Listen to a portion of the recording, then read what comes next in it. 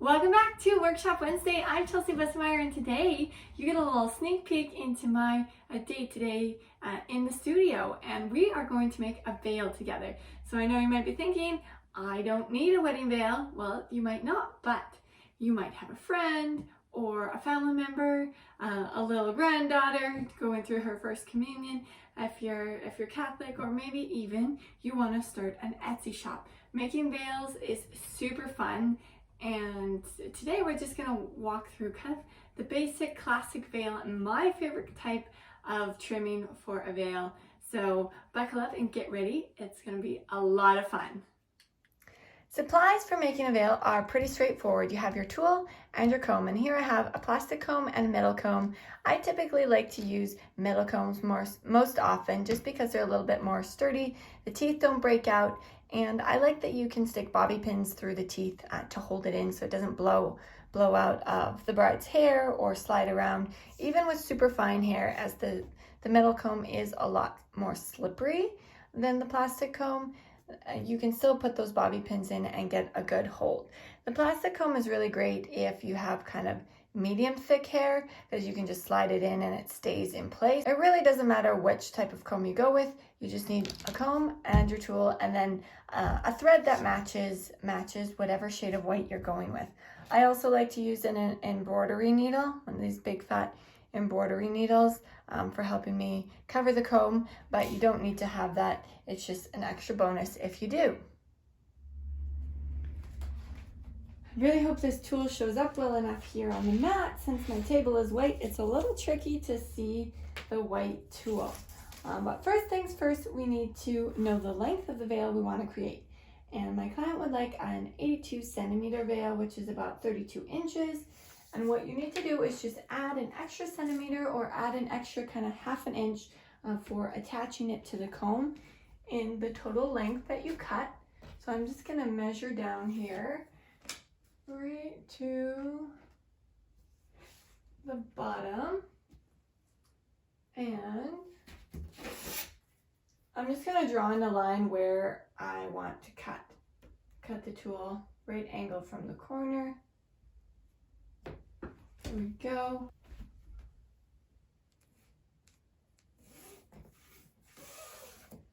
Using my magic purple pen. This appears usually quite quickly on nylon.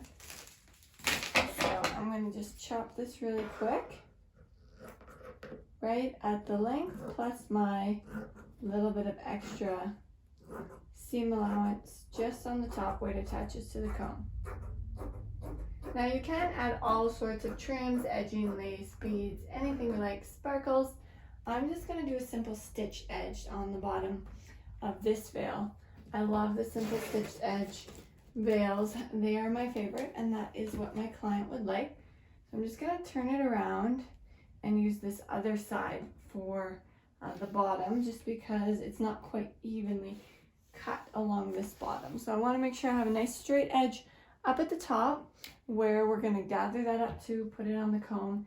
And then here, what we need to do is line up the side or that raw edge,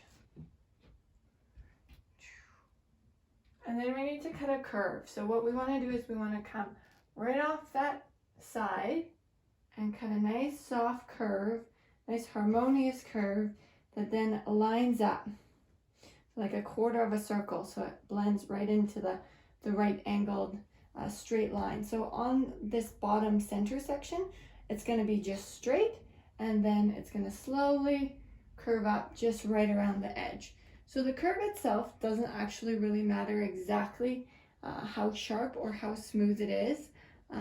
Somewhere in the middle is good. Doing too flat, you'll have a little bit of a funny shape, and just trimming off the corner too sharply will have a little bit of a funny shape. I used to draw in my line so that I knew I would be happy with it before I cut. But these days I usually just kind of freehand it. I'm just going to draw this in.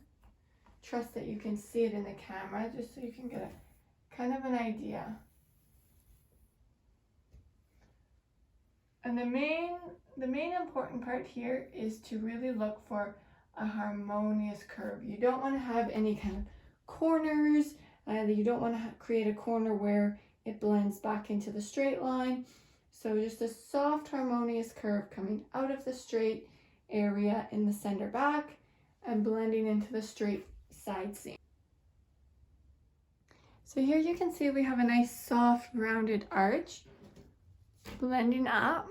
And with tulle, it's really important that you cut the edge really nice and smooth, especially if you're doing an open edge veil where you're not doing any type of trim or finish along the edge. You want to make sure that you don't have any kind of jagged snip cuts throughout the edge, that it's a nice smooth edge.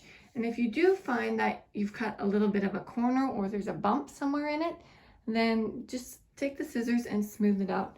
Tulle is pretty forgiving that way, and so are veils. My private students hear me say this a lot, and it's definitely important here as well as everywhere else in sewing. It's really important to really just ensure that you have that nice, harmonious, smooth curve without any kind of corners or bumps. The other piece I'm going to cut before we move on to the sewing machine is just a strip straight across the bottom, about 3 inches, 6-7 centimeters. The size isn't that important, but this strip is going to be used to cover the comb.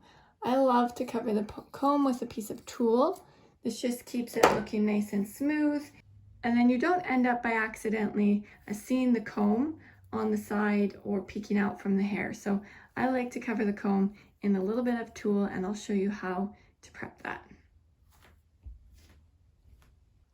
So let's actually prep the comb right here before we move on to stitching the edge of our veil.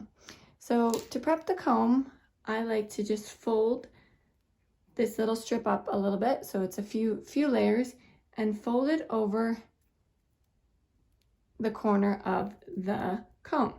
Then I'm going to just wrap it around in between each tooth.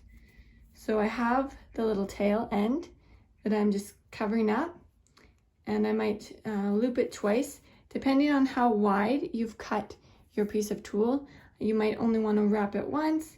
If it's super narrow, you might want to wrap it twice. You want to make sure you have a little bit of tulle, there's a little bit of bulk on there, so we can get our needle through it to stitch the veil on later on in the process. So this is covering the comb as well as giving us a foundation, a base to easily stitch the veil on. So we're just going to wrap it through each tooth as we move along. Not too tight, not too loose, all the way to the end.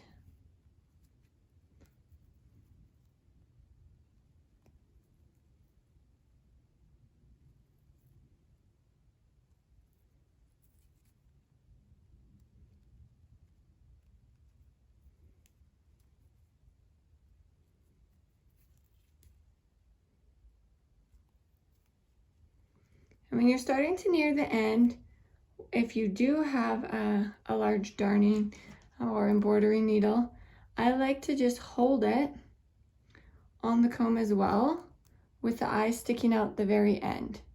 So hold it on against the comb and just wrap your tulle around it. This will make it easier to pull the second end of your tulle through once we get to the end. I used to just stick the needle through after the fact with the little end, and it was always so tight to try and break through the tulle and pulled on it so much. So at this very end, I like to kind of twist it and wrap it around a couple times. And then what we're going to do is we can cut off some of this extra and a little bit of a point, and feed that through the eye of our needle.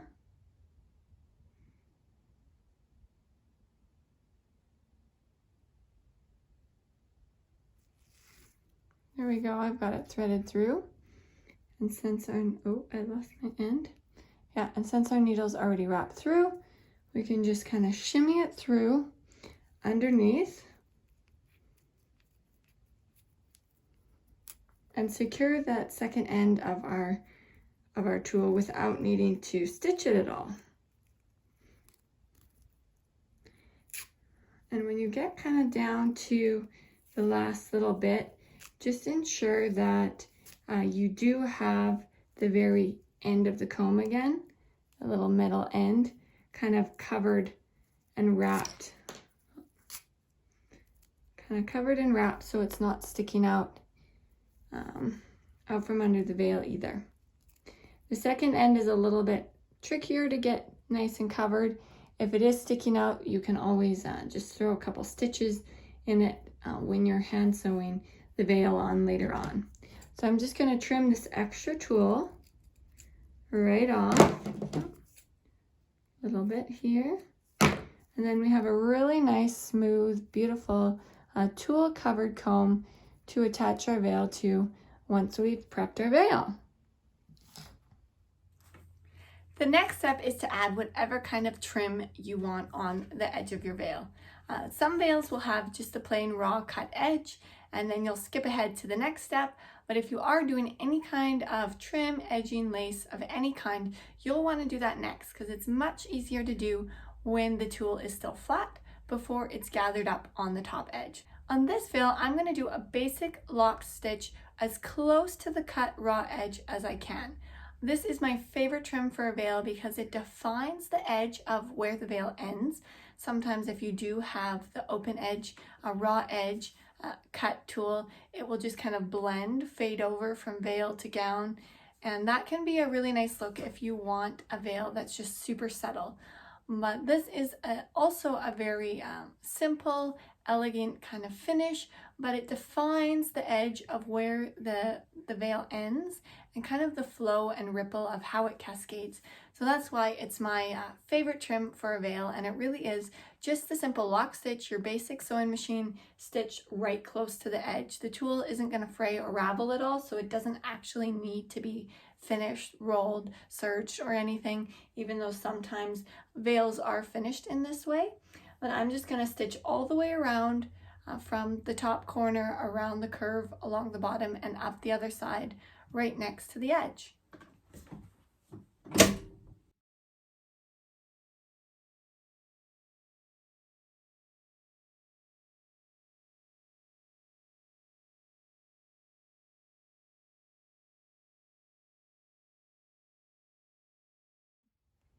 Here you go. There's the fine stitched edge. You can see sometimes you have a little bit more tulle hanging over. Sometimes you have a little bit less.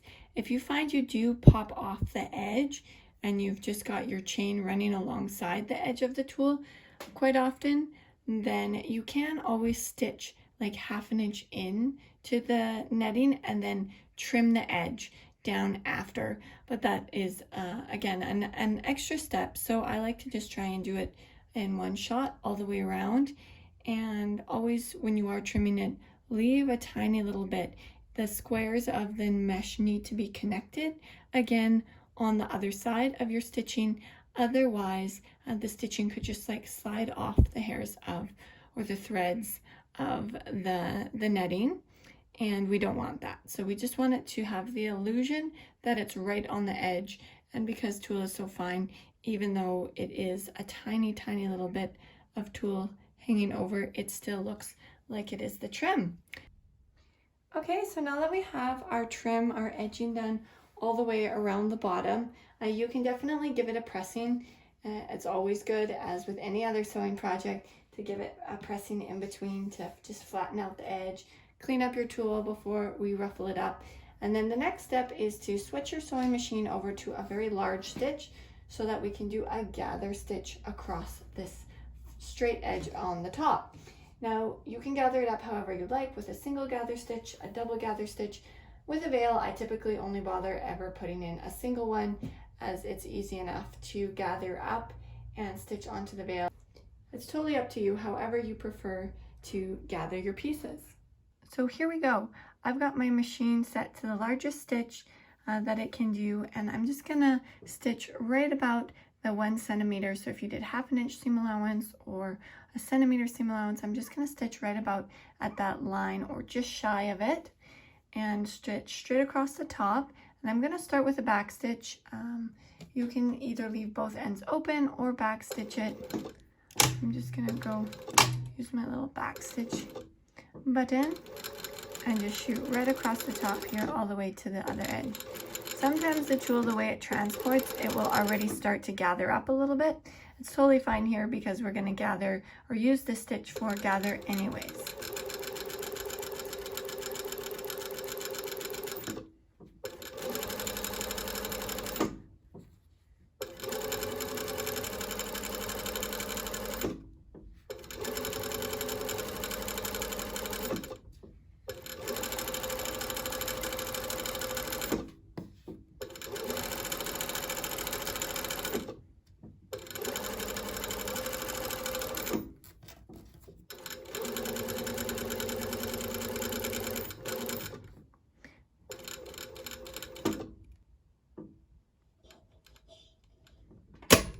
My machine has a thread cutter, so it could cut off the thread for me right close to the fabric, but I'm just going to pull it out with a little extra so that I have some thread to work with to gather it up. Now when we go to do the gathering, if your machine did already start to gather it up, just make sure that you continue to pull on the thread that's already tight. Otherwise it might get a little bit kind of knotted up. And we just need to gather this right up along the whole length. And it usually has to be pretty tight, pretty bunched up, and we want the finished length to be the same length as the comb. So whatever length your comb is across the top, that's the length you're going to want to have when you gather it up. Now that we've got all the pieces prepped, the veil, the comb, I even have my hand sewing needle with a thread prepped to go as well, we can put the veil together. So when we're attaching the veil to the comb, what we want to remember is to put the seam allowance underneath the veil so that when it's hanging down the bride's back, the tulle is coming kind of out and over top of the seam allowance. So to know this, you'll have to know like which way around a comb actually goes in. The comb actually goes down. You slide it down against the head, and of course the rounded side goes against the head. So with that in mind, sliding it down and with a rounded edge against the head, we want to have this outer curve is where we want to attach the veil to, and we want to have the veil, the tulle, kind of coming up when we're attaching the seam allowance to the tulle on the comb. So this is the way you're going to want to lay it. And I'm just going to start by finding that really corner edge piece where the trim, my trim stitching starts, and make sure that that's all the way out. That's where the veil starts on the very side. And I'm going to just pin that in place so it doesn't move around. And I'm just going to double check that the length of the veil that I've gathered it up is consistent with the length of my comb. So this is the length I need to have. Yeah, that's the full length. You can either just pin it straight on, or I'm just going to quickly knot my long threads here, my gather stitch threads, so that it doesn't slide apart. And I'm going to do the same thing on the side, is just line up that real outer edge of the veil with the outer edge of the comb and pin that in place. I also like that gathering stitch of your sewing machine to really kind of be right at the top edge of the comb. So that gather stitch kind of hits right at the top edge of the comb, and then that seam allowance hangs down. I'm just going to kind of straighten it out and make sure that it's gathered really nice and even throughout the whole length. Because it's such a short distance, I don't bother marking like the center middle or anything like that. You can just kind of tell by the way it looks and by the way it feels if you've got too much tulle in one area compared to somewhere else, and the little bit of difference that you may have isn't a problem at all. So I'm just going to pin that in place. Then I'm going to stitch the veil onto the comb. So there's no kind of trick or special way to do this. You just really want to make sure that it's nice and secure.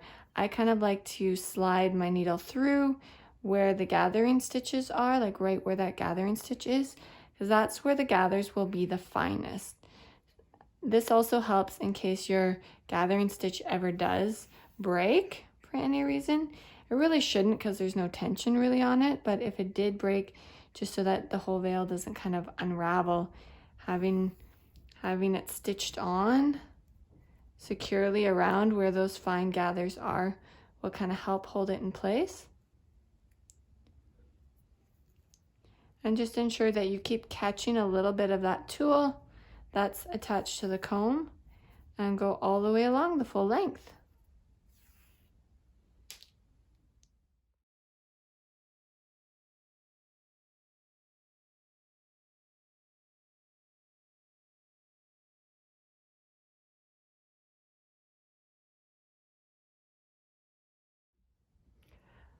Once you get to the other side, then you can just quickly flip it around and ensure that it's nice and tight right along this top edge. You can see here how it just kind of rounds, flows out, flows over from this very top edge of the comb. If you stitch it farther down, kind of in the center of the comb, then you may have a little bit of this top edge kind of sticking out the top. And what we want is we want that look to really be like the veil is flowing out and over, kind of out of the hair, and we don't really want to see the comb at all. So there you go, that's how you make a veil. I'm just going to grab a scissor here and quickly trim off my thread and trim off my gathering thread on the other side as well.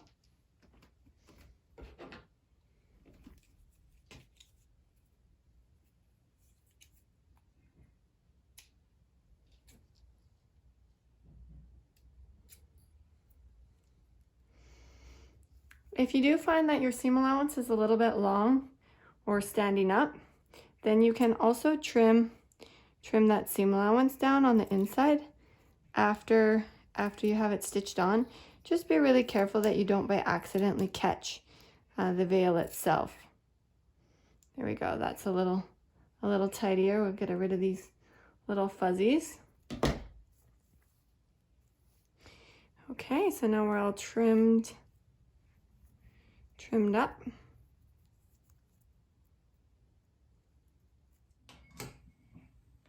Like anything with sewing, there are 1,000,001 different ways that you can make a veil, but this is my favorite method as I just love the finished product, the best of any method that I've come across so far. I hope you enjoyed today's tutorial, even if you aren't planning on getting married. Now you've had a little sneak peek into my studio, into my day, and the kinds of things that I sew on the day-to-day. Thanks for joining me in my workshop this week, and I look forward to seeing you again soon on another episode of Workshop Wednesday.